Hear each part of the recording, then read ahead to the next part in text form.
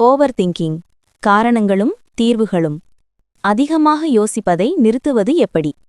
ஒரு விஷயம் நடந்துட்டே இருக்கு, ஆனா அது நம்ம மனசுக்குள்ள மட்டும்தான். நேத்து நடந்ததை நினைச்சு கவலை, நாளைக்கு என்ன ஆகுமோன்னு பயம். இதுதான் ஓவர் திங்கிங். இந்த வீடியோல ஓவர் திங்கிங் ஏன் வருது, அது நம்ம வாழ்க்கையை எப்படி பாவிக்குது, அதிலிருந்து எப்படி வெளியே வரலாம், எல்லாத்தையும் தெளிவா பார்க்கலாம். ஓவர் திங்கிங் என்றால் என்ன? ஒரே விஷயத்தை மீண்டும் மீண்டும் தேவைக்கு அதிகமாக யோசிப்பதே ஓவர் திங்கிங். நடந்ததை மாற்ற முடியாது, நடக்காததை முன்பே பயப்படுறோம். இதனால் மனசுக்கு அமைதி கிடைக்காது. ஓவர் திங்கிங் வர காரணங்கள். 1. பயம். தோல்வி வந்தா என்ன ஆகும்? மக்கள் என்ன சொல்வாங்க? பயம் அதிகமா இருந்தா யோசனை கட்டுப்பாட்டை இழக்கும். 2. தன்னம்பிக்கை குறைவு. நான் சரியா செய்ய முடியுமா? என்னால முடியாது போல. செல்ஃப் டவுட் தான் ஓவர் திங்கிங்க்கு முக்கிய காரணம். 3. கடந்த கால அனுபவங்கள்.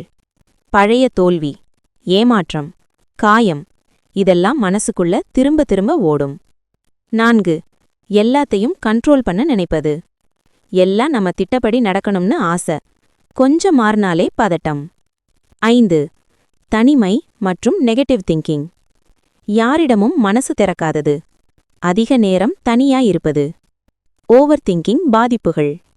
தூக்கமின்மை, மன அழுத்தம், முடிவெடுக்க முடியாமை, மகிழ்ச்சி குறைவு, உறவுகளில் பிரச்சனை. ஓவர் திங்கிங்க்கு தீர்வுகள். 1. இப்போ நடக்கிறத கவனி. பிரசன்டில் இரு. கடந்த காலம் போயாச்சு, எதிர்காலம் வரல. இப்போ இருக்கிற இந்த நிமிஷம்தான் உண்மை. 2. உங்க யோசனையை எழுதுங்க. மனசுல ஓடுறத பேப்பர்ல எழுதி பாருங்க, பாதி கவலை அங்கேயே குறையும். 3. நான் கட்டுப்படுத்த முடியாததை விடு. என்ன உங்க கையில் இல்லையோ அதுக்கு யோசிக்காதீங்க. 4. உங்க மனசுக்கு கேள்வி கேளுங்க. இது உண்மையா? இதுக்கு ஆதாரம் இருக்கா? நான் அதிகமா யோசிக்கிறேனா? 1.